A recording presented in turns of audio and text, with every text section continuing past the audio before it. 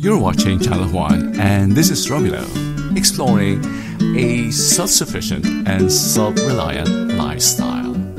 From growing and cooking own food to home and garden DIYs. The story of growing dahlias for the first time.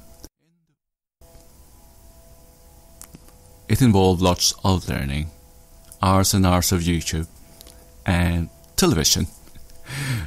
One of my gurus, Don Monte, the presenter of BBC's Gardener's World,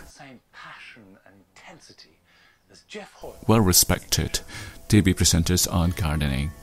And this is Geoff, also called the Dahlia guy in the UK. He dedicated his garden to dahlias. And I sourced my first tubers from the local garden centres, which I started in early February on my windowsill just next to my computer. And somewhere in March they were divided and transplanted in the polytunnel. And in May they were transplanted to the ground. And they grew and produced lots of blossoms. Enjoy.